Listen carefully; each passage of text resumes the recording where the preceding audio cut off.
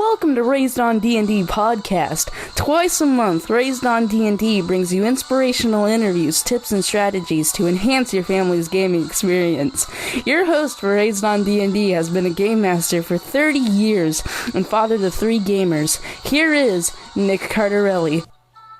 Welcome back, gamers. I'm your host, Nick Cardarelli, and this is Raised on D&D. My next guest is from East Lansing, Michigan. She's an influencer on Instagram as GamerMomD12, a guest player on the Twitch stream Evermore with Everlore, but her principal job is raising 3 amazing boys with a passion for gaming. She's currently creating a dedicated gaming space in her home to facilitate more opportunities to play tabletop games with her family. Please welcome Brenda McKenzie. Hi, Brenda.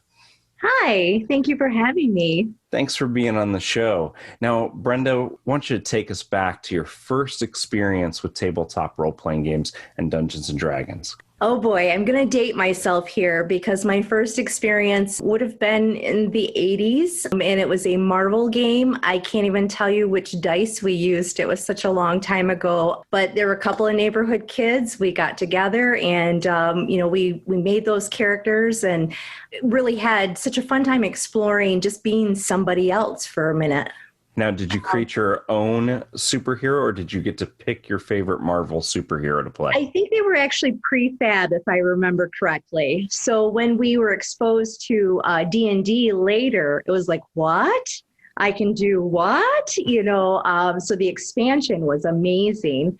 In the late 80s, early 90s, it was kind of a forbidden thing. And of course, the more they told us not to do it, the more exciting it was. In fact, here in East Lansing, there were rumors that there was like a cavern where people went, and we tried to explore to find this special cavern, which was actually just a maintenance tunnel. And it wasn't really anything. It was just kind of a silly mythology around the game.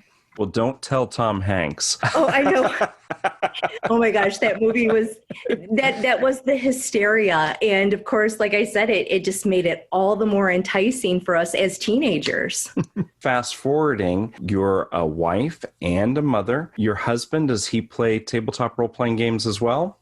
Oh, yes. In fact, we just recently, as we were building this game room, we've started to unpack the things that we've accumulated over the course of the last 30 years, a couple of decades worth. We have Star Wars RPG, 2 different types. There's a D6 and a D20 version. We have D&D 2E, which is what we played predominantly. We have 5E. We have Everlore as well, which is the game by David Thompson. Oh my gosh, we have like really obscure, I'm looking around right now, we have really obscure ones like that are based around military factions in Germany. Oh my goodness, we have so many of them. In fact, he's probably more of a gamer than I am as far as like his passion for it. And knowing his passion, that's kind of what lights me up to make it a family thing. Everybody's wondering, did Dungeons and Dragons bring you 2 together? Is that how you guys met? No, I think more of a common like pop culture thing. As we were talking to each other, we liked all of the same nerd things, all of the same, Marvel, Star Wars. And then of course it got to the D&D, and he says, well, I'm playing a campaign with these guys, Star Wars campaign. It was the D20. And I was like, I'm in, and it was something that we did spend a lot of time together doing. And it was, that's the ultimate date night for us. Absolutely. Absolutely. And I love playing role-playing games with my wife at the table. She always figures out the plots, and we gamed when we were younger, and she really did it too, because I asked her to, but but over time she started to really love it and creating her own characters and things like that. So it's fantastic when you share that passion. So how many children do you have, Brenda? I have 3 sons. My youngest just turned 5 about a couple weeks ago, and my oldest will be 9 in April. When did you first introduce them to tabletop role-playing games?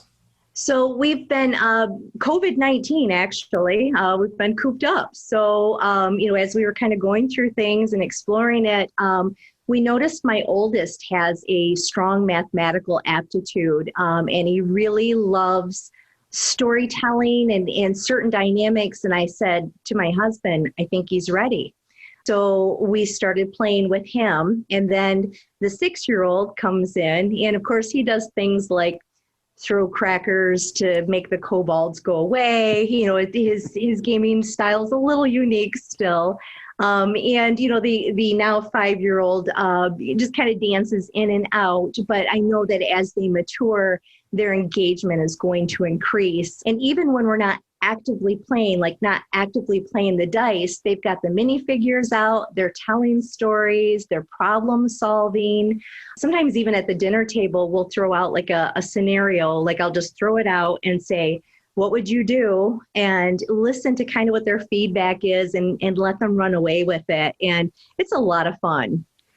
That's fantastic. And mine are a little bit older. They're 14, 13, just turned 12. So they're little stair steps. But we started them off really early. I actually remember the first time I sat them down with the dice and the miniatures. We always did like story time and things like that together. Because Sandra, my wife, was off doing something else. And I made the mistake, by the way, of saying on social media that I was babysitting, which I got a lot of hell for. I understand when they're yours, you can't babysit them, right? But in other words, I was left in charge. I was left all by my lonesome. And so I said, what do I do with them? And at the time, they were 5, 4, and almost 3. Oh, wow. And yeah, so they were small. I said, I know what I'll do. I'll get the enlarged size dice for the smallest one, regular dice for the other 2, and we'll put miniatures on the board. And I just did a little encounter, a little 30-minute, put some monsters on there, that kind of thing. And it kind of took off from there. But I really had to water down rules for the little ones. And at that time, there weren't games out there for their age group. Like we had to go hunting for that stuff. And now there's all kinds of games for younger players, and it's great. It's fantastic. Brenda, you've kind of grown up playing tabletop role-playing games, and now you've introduced it to your sons. Oh, what is the biggest benefit that you've seen this past year with all the lockdowns and all the extra quality time we've got to spend together with our families? What's some of the benefits that you've seen already in just now introducing them to the game? Well, one of the strange phenomena is that through gaming together, they're working as a team. So in their day-to-day interactions, they're less oppositional to each other and they are more team-oriented. So they're looking for solutions. They're actually less likely to say, I can't do that. More strength and confidence in their abilities, because if you can take down a dragon, you can do anything.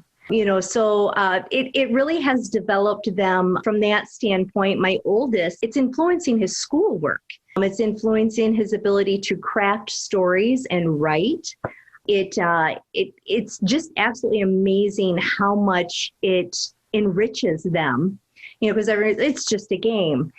It's not, though. I could actually base an entire homeschool curriculum on a role-playing game. There is so much there to help develop their personalities and just their character, literally developing their character.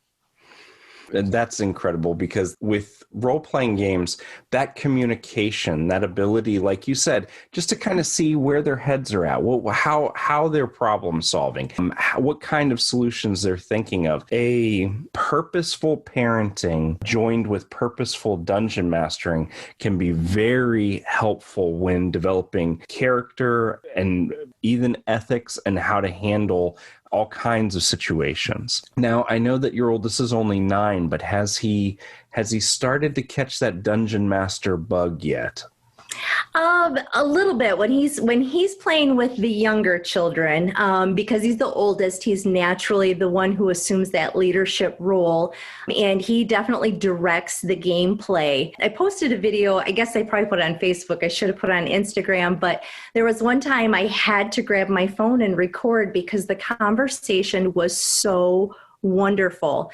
He asked his brother, he put a scenario out in front of him, and he's like, you've encountered, I can't remember the specifics, but you've encountered this. Do you want to use your splash shield or do you want to use your laser eyes? And the youngest, he was 4 at the time, he says, I'm going to use my laser eyes. And he goes, well, you can. Are you sure you want to do that? And kind of gave him a minute to backtrack. And he's like, yes, that's what I want to do. And he goes, well, you did that and it kind of worked, but this is what happened as well. And so he even came up with the consequence of making a choice that maybe, wasn't in the situation, wasn't the best one.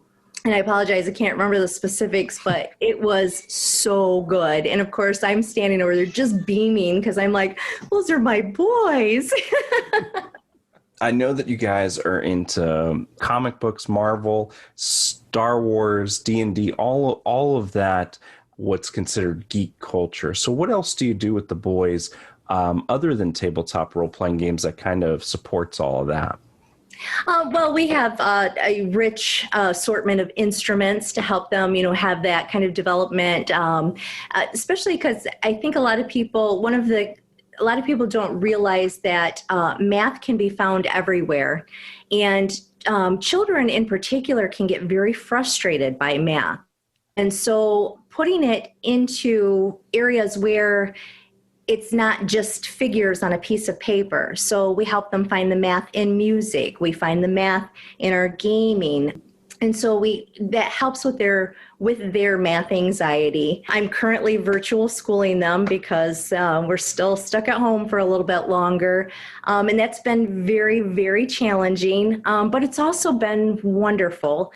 Realized that our home wasn't set up for this. And so now the entire first floor of our home is all centralized for activities that build their enrichment. So art supplies, they're painting, playing instruments, they're gaming, just doing all of the different things that build them into their best selves. Have you noticed more creative outlets out of the boys thanks to the tabletop gaming? Oh, yes. In fact, there's a couple of framed artwork currently, monsters that they have drawn, especially my 6-year-old. Oh my gosh, his are the best. He will have their armor is he's very articulate about what is in his armor and what abilities it has. And, and everything is so much more colorful, like the way they speak, the way they draw. And you don't have to set them down and say, this is the activity I want you to do. They will gather those supplies and sit down and say, I was just thinking about this monster or this warrior or this castle. And they really explore all of those different things. And I think it's because it opened up a world that they just never would have thought of before. Brenda, what advice do you have for moms like yourself that are so excited about this and they have younger children at home and they're just not sure if they're ready to bring them to the table yet? So what would be your advice for those gamer moms who are hesitant? Well, a lot of it for me anyways, I'm definitely a type of personality that could possibly micromanage people. And I recognized that in myself and realized that sometimes they are going to throw pretzels at kobolds and, or they're going to get fixated on a pile of rocks that you did not have a story arc for. And so you're going to have to be quick on your feet, but you just kind of roll with it and let them explore and let them have that joy. And, if they're, like for instance, if the little one is just not engaged, that's okay. He doesn't have to be engaged, and keep it short and sweet. They're not as hardcore as we are as adults. They can't game for 3 hours and still want more. So shorter campaigns, quick 30-minute games, if you can find them, and just kind of really, and you have to water it down a little bit, but they don't know what they don't know.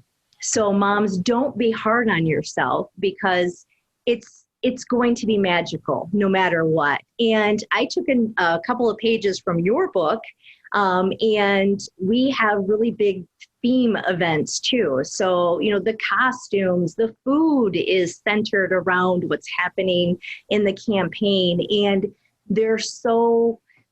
we've really not had trouble with them not being all in, because we make it such an event that they are 100% in.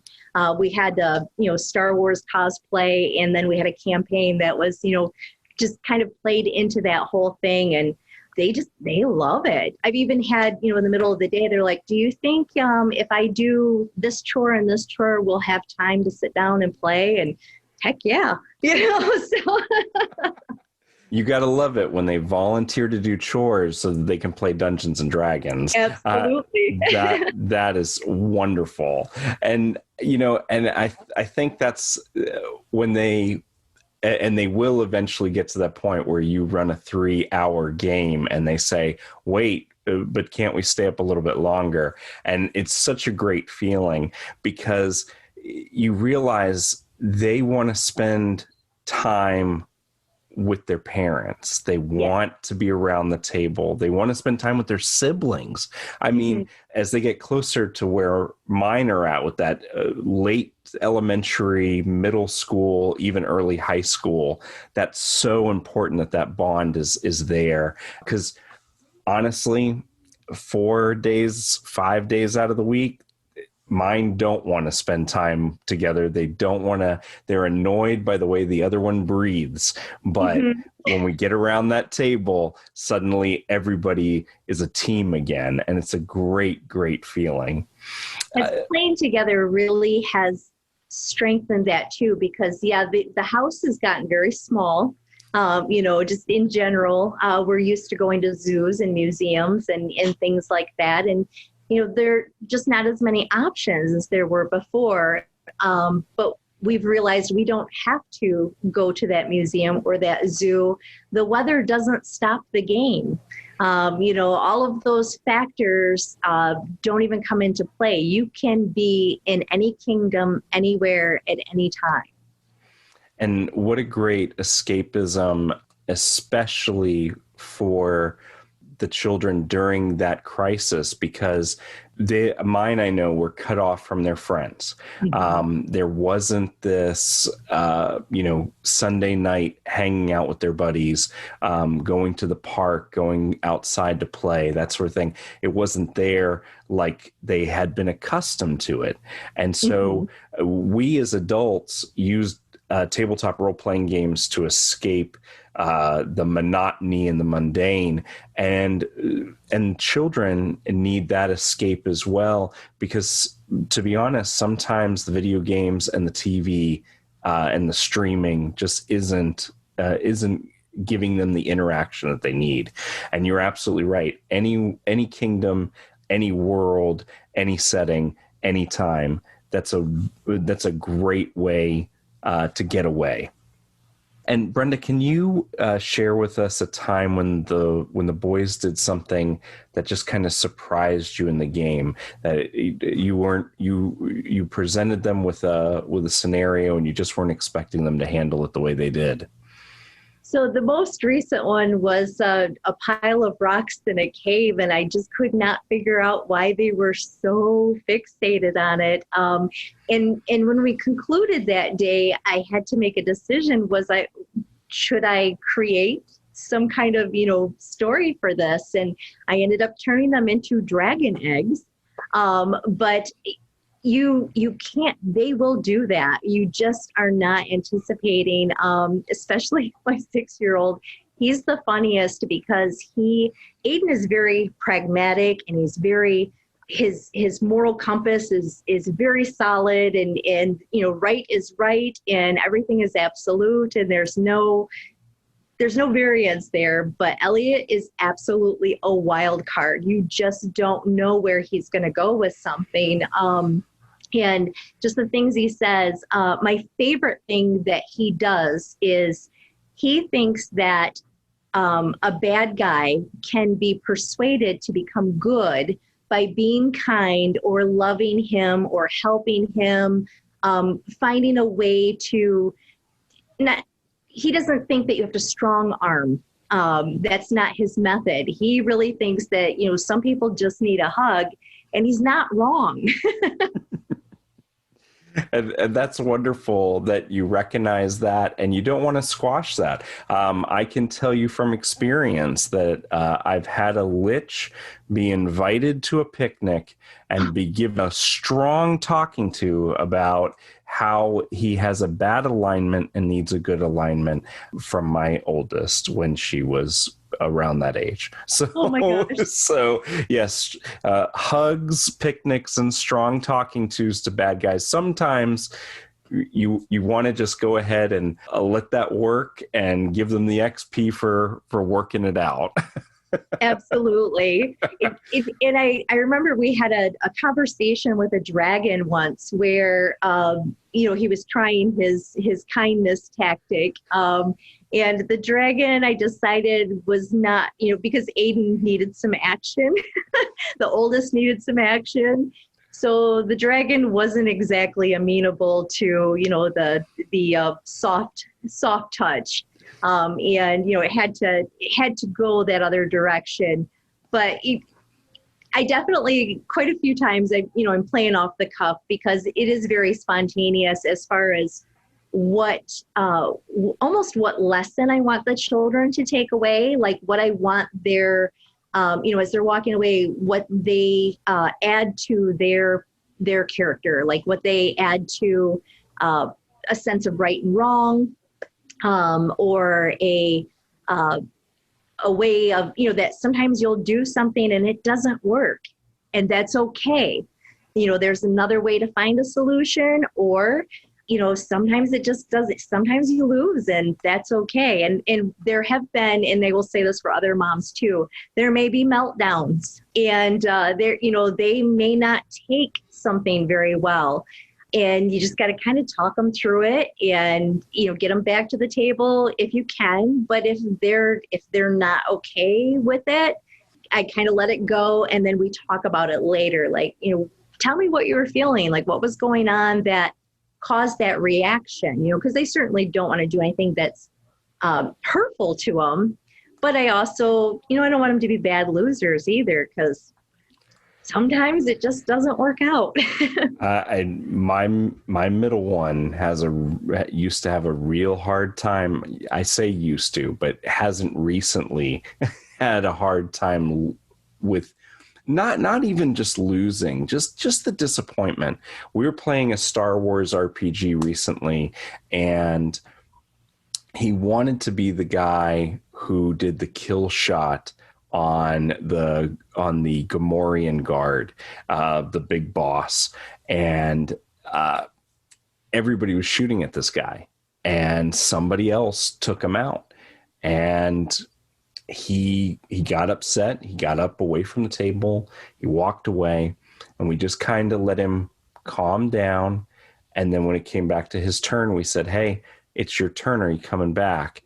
And he made his way back, which was huge progress for us from where he had been in years past. So, and you're absolutely right, that being patient, not making a big deal about it. If they got to step away from the table and take a breather, you let that happen. If he hadn't come back, we would have just kept going without him. So I think that's the best way to do it, because you're not taking away from the children who are playing and who are paying attention, who are handling it well. And at the same time, you're not making tabletop role-playing games with the family something imposed upon. So Yes. I think that's really, really good. Brenda, I can't thank you enough for being on the show today. What an inspiring story. What a wonderful family you have. I'm so glad that the benefits of tabletop role-playing game are making the McKenzie house all that much better, even in a crisis. And we wish you a happy Mother's Day. Thank you so much. Thank you so much. I really appreciate you inviting me and giving me this opportunity to talk about just how much joy there is and what a huge part of family life it can be.